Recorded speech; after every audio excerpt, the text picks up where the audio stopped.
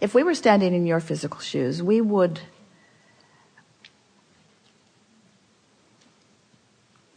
decide to be lazy. We're reaching for the perfect word. We would decide to be lazy for a little while. Because in your giving yourself permission to be lazy, you're giving yourself permission to allow your grid to fill in with everything that you've already chosen and put into your vortex. The word lazy has an unpleasant connotation, doesn't it? Because it's humans measuring themselves against other humans based upon a flawed premise. And the flawed premise is, the more you do, the more you're worth. And that is the most flawed of all flawed premises.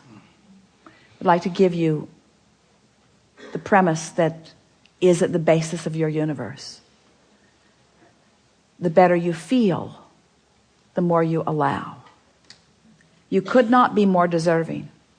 You came as deserving beings into this time-space reality with powerful and clear intent. You've been mixing it up with others and defining what's important, not only to you personally, but important to you on behalf of others. You've included in your vortex the well-being of many others. In some cases, mass consciousness. In some cases, a community. In some cases, a family. But you've included in your vortex a desire for the well-being of far more than your personal self. But it is necessary for you to tend to the well-being of your personal self in order to be a productive advocate for the well-being for anyone else. In other words, you cannot give, or you cannot extend, or you cannot punctuate, or you cannot accentuate, you cannot assist anything that you are not already feeling. Which means, if you are wanting in an altruistic way to be of advantage to everyone you know, you first have got to find a way to be of advantage to yourself. Which means you want to carve out more time to be nicer to yourself. More private time. More time under the bridge. More time where others are not telling you what to do. More time when you are satisfying your own personal intention for things. If we were standing in your physical shoes and someone were to ask you to do something, we would stop in the middle of the request and we would evaluate it completely. And we would say to them, I sincerely desire to accomplish this request that you are offering. And it is my expectation that I will be able to do that since I am in this relationship with you and you are requesting it of me, employer or mate or parent or child or whoever it is. It is my expectation that I will be able to accomplish this. I just have to insert one thing in the foreground of this request. I will accomplish it for you as long as I can first accomplish ease for myself in the process. I really want you to ponder that a little bit. Esther, on one of the earlier cruises, made sure that everyone received an easy button from Staples. Everyone got one.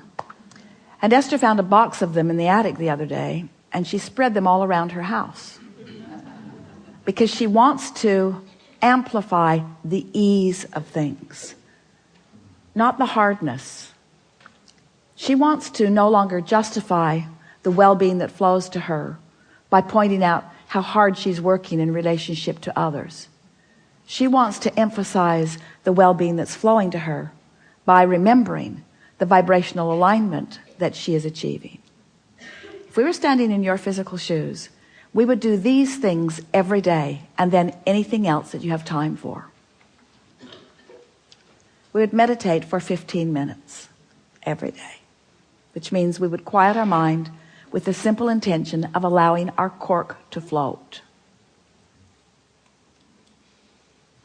We would go outside no matter what the weather, and we'd move around in it in appreciation of this planet. We would look up and around, and we would find things to acknowledge, and we would talk about them right out loud. Esther walks through her gardens and says to everything, you are my favorite. You are my favorite. You are my favorite. You are my favorite. You are my favorite stone on the pathway. You are my favorite bird in the tree. You are my favorite flower in bloom. You are my favorite flower not in bloom. You are my favorite tree. You are my favorite bush. You are my favorite frog. You are my favorite frog. You kept me awake all night, but you are still my favorite frog. In other words, so first thing, meditate. Second thing, spend more time outside. Third thing, we would buy a notebook. We would call it My Book of Positive Aspects. And we would fill at least 3, 4, 5 is even better, pages of positive aspects. 5 different subjects, and write the positive aspects of it. Training your vibration into that upward place. And then there is one last thing that if we were standing in your physical shoes, we would do every single day.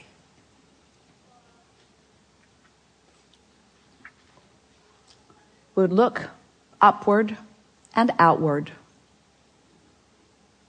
It's best if you do it outside or standing at a window. And we would acknowledge that there are universal forces that are focused right at you. We would acknowledge by calling it by name, if you have a name that you like. And we would say, I acknowledge that I am the object of your positive attention, and I'm appreciating your continual gaze on behalf of my well-being. And today, no matter where I am, no matter where I am going, no matter what I am doing, and no matter who I am doing it with, I will be in conscious awareness that you too are there with me, appreciating me, supporting me, assisting me, acknowledging me, inspiring me,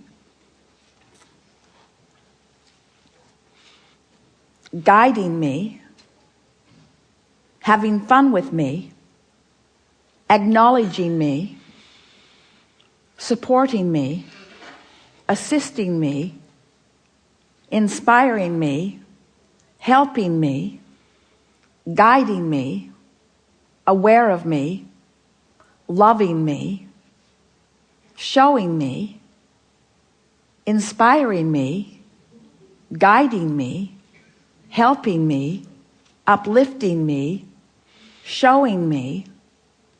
Get into an endless loop of that acknowledgement and watch what begins to happen in your life as soon as this day.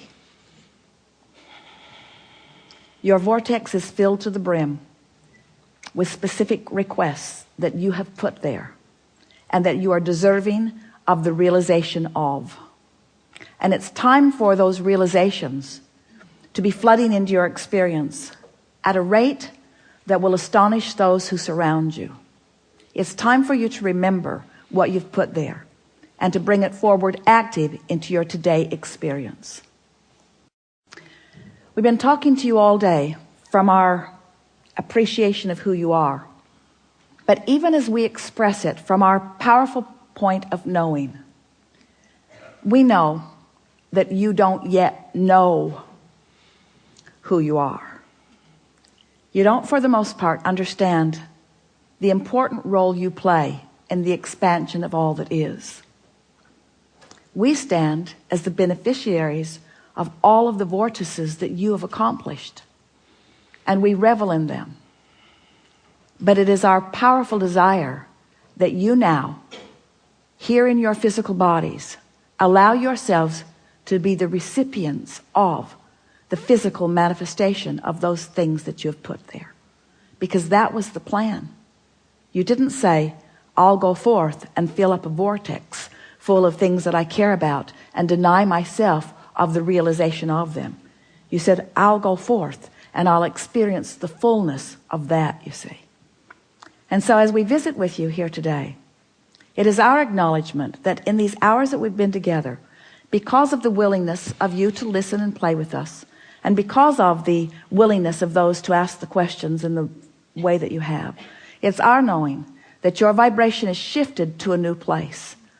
And it is our expectation that your expectation has also shifted to a new place. Your life is forever changed, and we don't say that to everyone. We don't say it every seminar. We don't say it every time, but it is true today.